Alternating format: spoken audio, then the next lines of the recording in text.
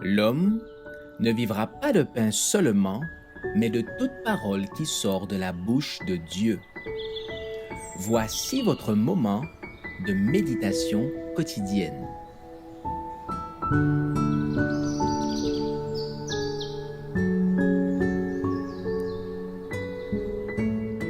Avec Dieu, chaque jour.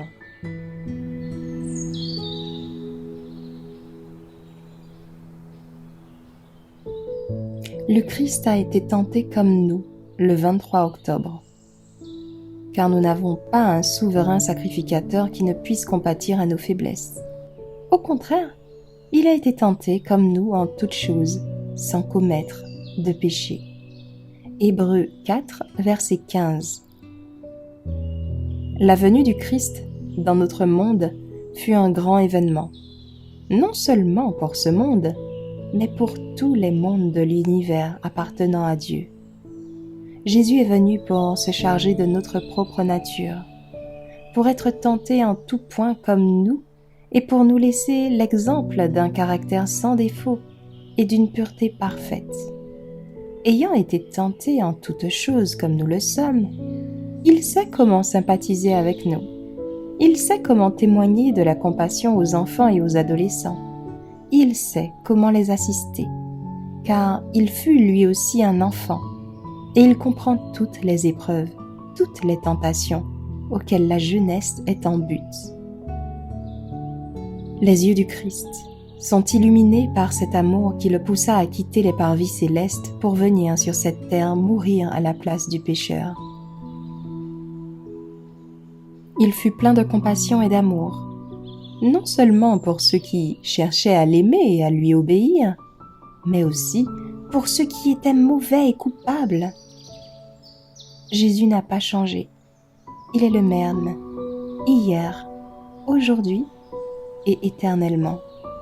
Et il éprouve toujours de l'amour et de la compassion pour les égarés qu'il s'efforce d'attirer à lui afin de leur accorder son aide divine.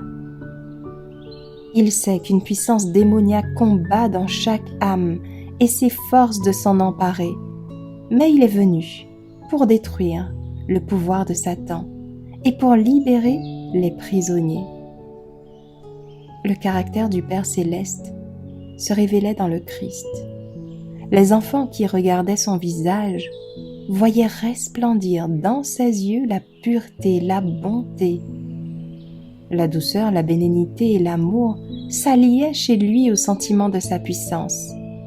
Mais malgré chacun de ses mots, chacun de ses gestes, chacune des expressions de son visage qui révélait son autorité divine, l'humilité caractérisait sa conduite et son maintien. La venue du Christ, ici-bas, n'avait qu'un but: sauver les âmes perdues.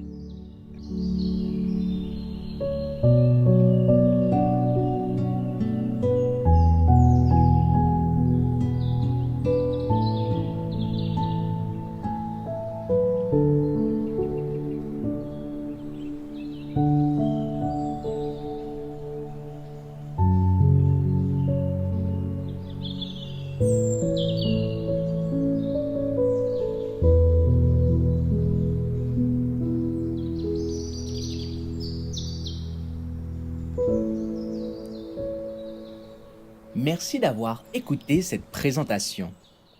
Assurez-vous de nous rejoindre demain pour votre moment de méditation quotidienne avec lereste.org.